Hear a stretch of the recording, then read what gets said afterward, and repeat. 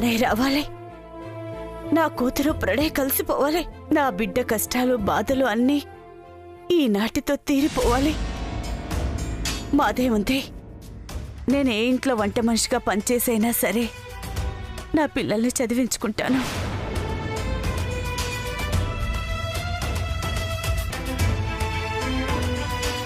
ఏంటమ్మా ఈ టైంలో? మీ బావ వస్తున్నాడంటమ్మా. అవునా? ఈ పాటికే వచ్చేసుండాలి. రాగానే నేనే టీ తీసుకెళ్ళిస్తాను. లేదు, నేనిస్తాను. అరే, అసలు మనం నోరు విప్పొచ్చో లేదో తెలియకుండా బయట పడకూడదమ్మా. అసలు మీ బావేం మాట్లాడతాడో చూద్దాం.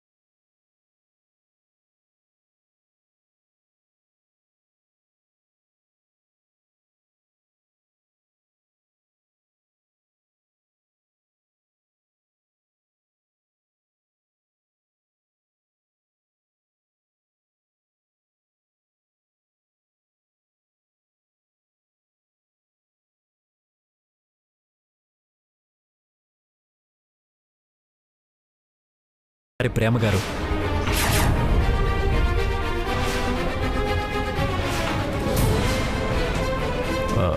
నేను అందరి ముందు డిస్టర్బ్ చేసినందుకు మీరు ఎంత హర్ట్ అయి ఉంటారోనని చాలా గిల్టీగా ఫీల్ అవుతున్నాను. ఏంటి ప్రణయ్, ఏంటి నాటకం?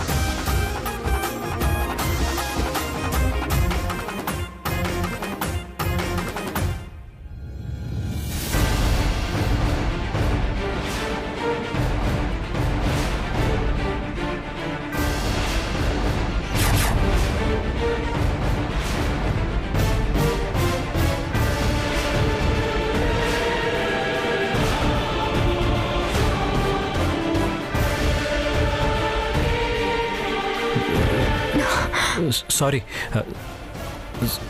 అండి.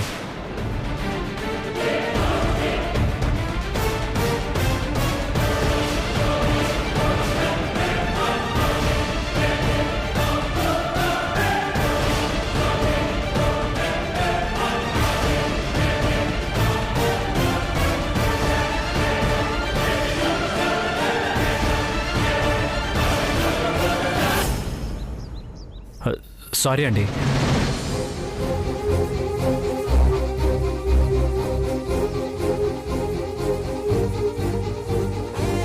ఏంటి ప్రణయ్ ఇది? మేడం, మేడం,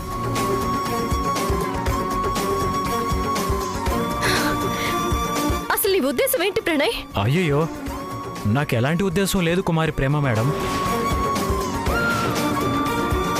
ఏంటిది ప్రణయ్? నువ్వేంటి నాతో ఇలా మాట్లాడడం ఏంటి? ఇంకోలా ఏం మాట్లాడాలో నాకు తెలియదు మేడం. ప్రణయ్, నేను సార్, ఒక్క పాట పరిచయంతోనే గింత బాగా క్లోజ్ అయిపోయారా? సారీ సార్, నేను అలా 10 మందిలో లేచి మాట్లాడి ఉండకూడదు. పాటలో తప్పు దొర్లితే పర్లేదు, సరిచేసుకోవచ్చు. ప్రవర్తనలోనే తప్పు దొరలకుండా చూసుకోవాలి, లేదంటే ఈ కళయరాజాకి నచ్చదు. షూర్ సార్, ఇంకెప్పుడు నేను అలా బిహేవ్ చేయను. బుద్ధిగా నా లిమిట్స్లో నేను ఉంటాను. నాకు మాత్రం ఇక్కడే పర్మనెంట్గా పనిచేయాలని ఉంది సార్. లేదులే, నీ అగ్రిమెంట్ పేపర్స్ నీకు ఇచ్చేస్తాను, మానేసే. సార్ అదేంటి సార్, సారీ చెప్పాడు కదా. నువ్వేదో కోప్పడతానన్నావు, కోప్పడలేదే. మీరు వచ్చే వరకు తిడుతూనే ఉన్నాను సార్. అవునవును, ఎందుకు తిట్టారో అర్థం కాలేదు కానీ బాగా తిట్టారు సార్.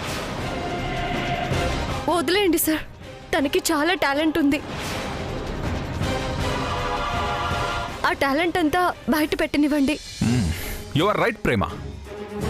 ఇతనికి ఎంత టాలెంట్ ఉందో ముందు ముందు తెలుసుకుని అప్పుడు ఆలోచిస్తాను ఉంచాలా పంపించాలా అని. మీరు ఎలా ఉండమంటే అలా ఉంటాను సార్. పంపించేస్తా అని మాత్రం అనకండి సార్, ప్లీజ్ సార్.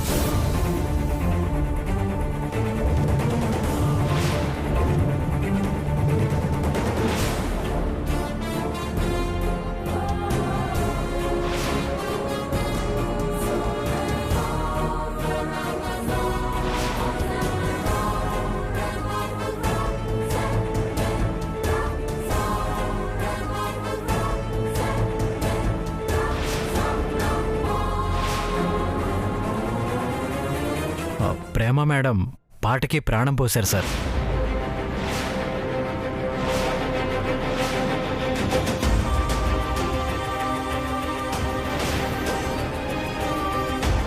నేను ట్యూన్ చేసి ఆ పాటకి జీవం లేకుండా చేశానా? అయ్యయ్యో, ఎంత మాట సార్.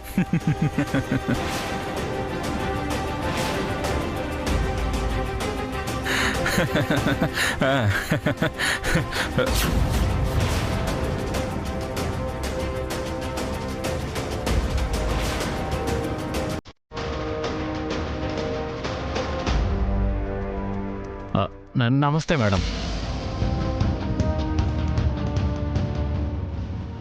మీరు సార్ వాళ్ళ అమ్మగారా?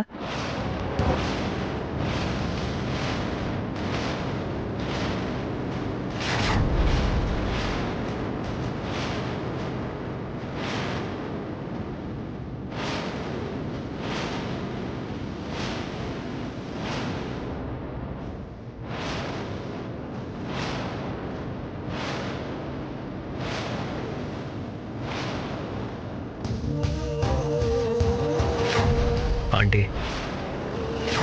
ఆంటీ, ప్రేమ ఇప్పుడు నా భార్య. తనకే కష్టం రానివ్వను, కష్టంతో పుట్టింటికి రానివ్వను.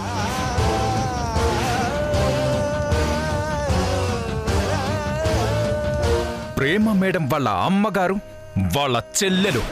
ఓహో, హాయ్. ఏం పేరమ్మా నీ పేరు?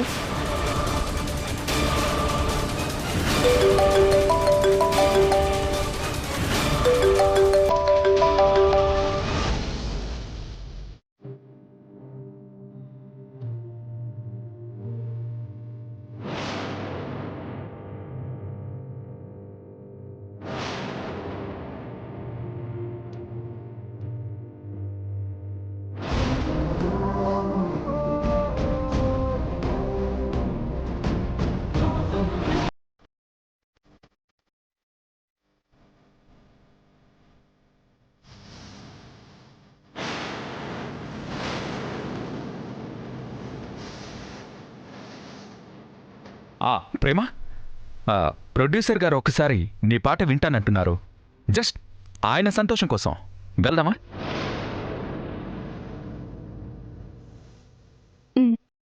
ప్రణయ్ సార్, నీకు పొద్దున ఫోన్లో ఒక సిచ్యువేషన్ చెప్పాను కదా. అవును సార్. ప్రేమించిన వాడు దూరం అయిపోతే ఆ ప్రేమికురాలు పడే బాధ. బ్యాక్గ్రౌండ్ సాంగ్ కదా సార్?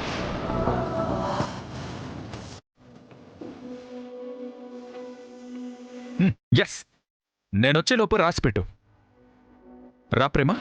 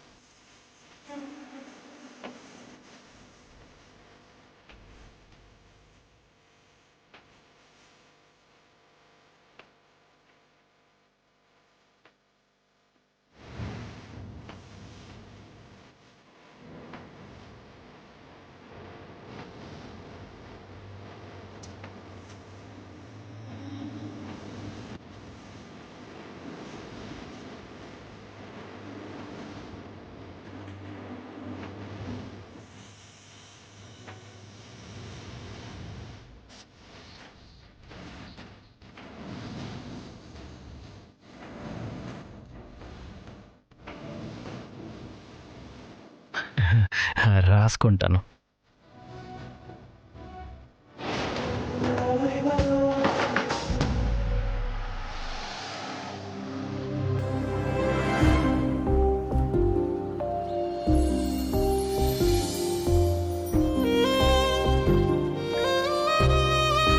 ఇవి నీకు, ఇవి నాకు. ఏంటి ఇంకా నిలబెట్టు, వెళ్ళు.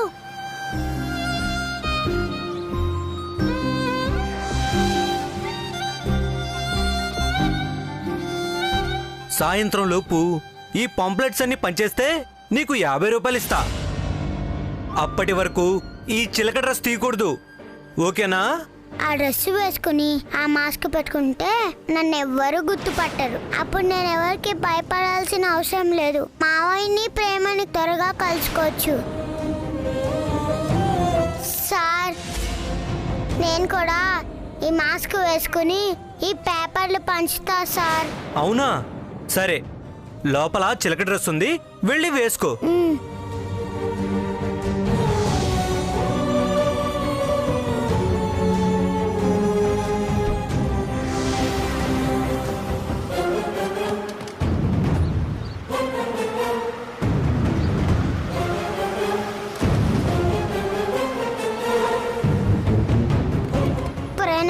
ప్రేమ కనపడితే బాగుండు.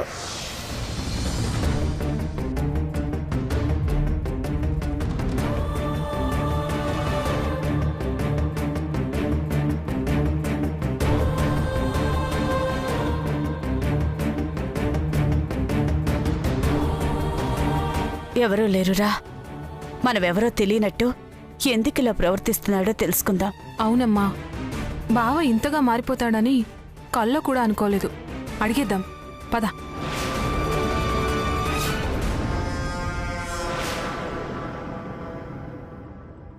ప్రణయ్, హాయ్. హాయ్, ఏంటి సడన్ సర్ప్రైజ్? మూవీ టికెట్స్ తీసుకొచ్చాను. నీ పని అయిపోగానే కలిసి వెళ్ళిపోదాం.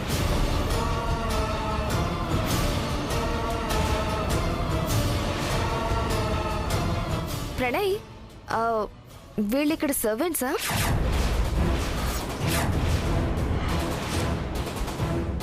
చిచి, ఏం మాట్లాడుతున్నావు స్నేహ? మన సార్ సన్మాన్ సభలో పాట పాడారే ప్రేమ గారు, వాళ్ళ అమ్మగారు సిస్టర్ అంట. ఓ అలాగా, ప్రేమ గారి అమ్మగారు చెల్లెలు అన్నమాట. ఆహా, సారీ ఆంటీ, తెలియకేదో అనేసాను. కొంచెం ప్రేమ గారికి చెప్పండి, పొరపాటున ప్రణయ్ ప్రేమగారు పాడుతుంటే డిస్టర్బ్ చేశాడు. అప్పటి నుంచి చాలా గిల్టీగా ఫీల్ అవుతున్నాడు. మా ప్రణయ్కి పాటలు రాయడం అంటే ఇష్టం. ఇక్కడ ఉద్యోగం చెయ్యాలంటే ప్రేమగారే హెల్ప్ చెయ్యాలి. మా ప్రణయ్ హర్ట్ అయితే నేను హర్ట్ అవుతా. నేను హర్ట్ అయితే మా వదిన శివాగ్ని అని ఉంది, ఆమె కూడా హర్ట్ అవుతుంది.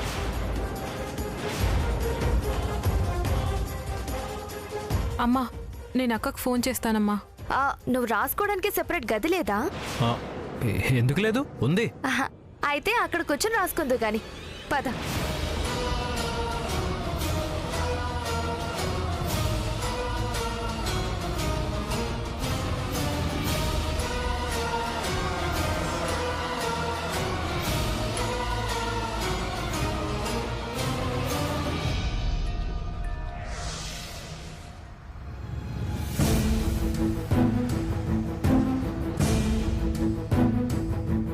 నన్ను గుర్తుపట్టినట్టే మాట్లాడుతున్నావెందుకు ప్రణయ్? నేను మీకు తెలుసా? మీ కోపం వచ్చిందని అర్థమైంది. ఏమనుకోకండి మేడం. అమ్మా, ప్రణయ్ స్నేహ ఒక్కటైపోయారు. ఇక నువ్వు అటువైపు తొంగి చూసి వాళ్ళని డిస్టర్బ్ చేయక.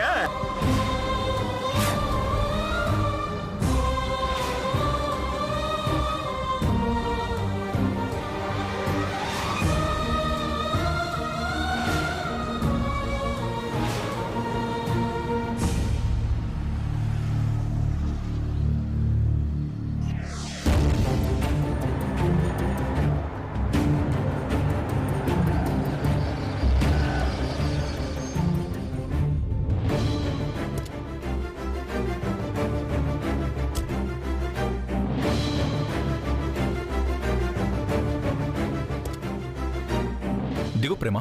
ఎందుకు సార్? దిగు, చెప్తాను.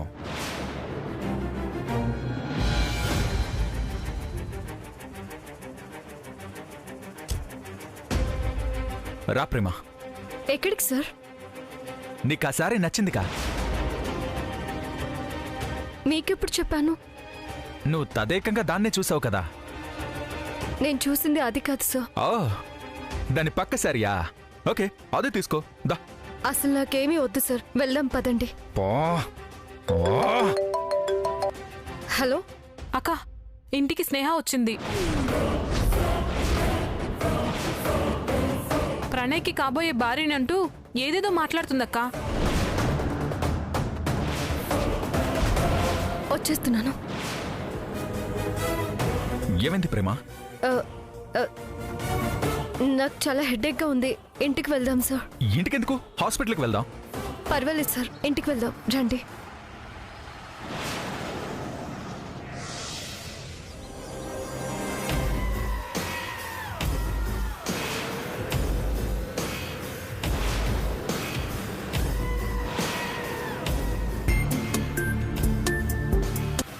హలో, చెప్పు. బంగారం దొరికిందా? లేదు మేడం, అదే పనిలో ఉన్నాం. ఎంత వెతికినా దొరకడం లేదు. వెతకండి, సరిగ్గా వెతకండి, జాగ్రత్తగా వెతకండి.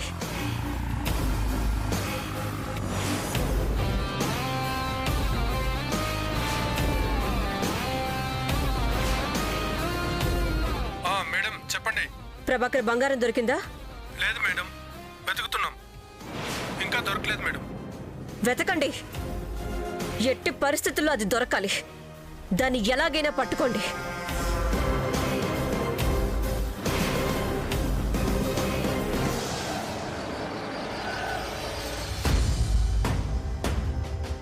రేయ్, మృదంగం, ఫిడేలు, బయలును, వీణ అందరు రండ్రా, రండి.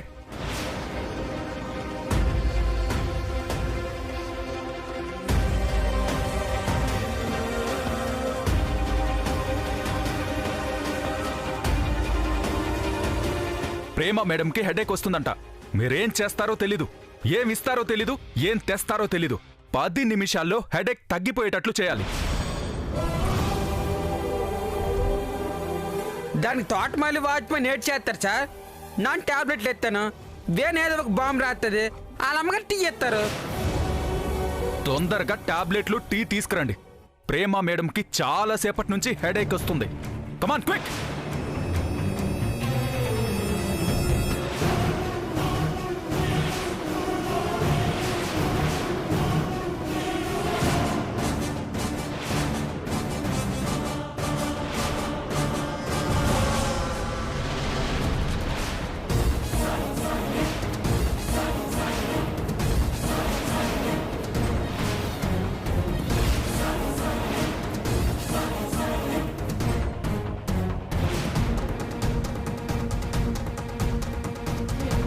మీకు ప్రేమ మేడం అంటే ఎంత కేరింగ్ సార్.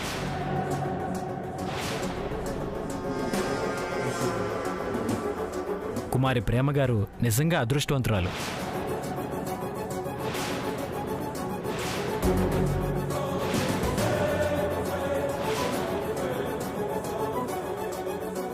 మీరు ప్రేమ మేడం మీద చూపించే కేరింగ్ చూస్తుంటే నాకు కవిత్వం చెప్పాలనిపిస్తుంది సార్.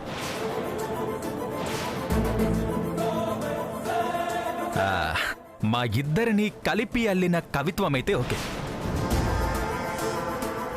పొంగింది ప్రేమ గోదారై, అల్లింది ఆశలే ఎదపై, పువ్వంటి మనసులే ఒకటై, పుయ్యాలి కన్నుల్లో పంటై. Stop it.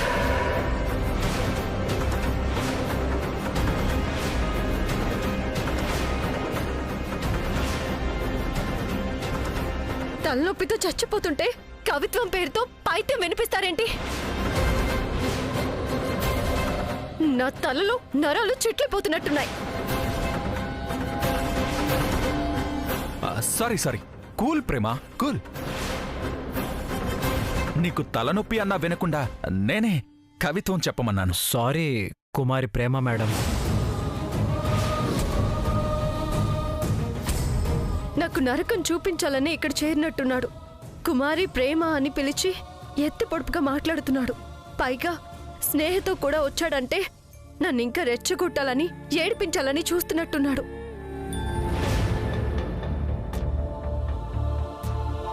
అవును, ఈ అమ్మాయి ఎవరు? నా ఫియాన్సీ సార్.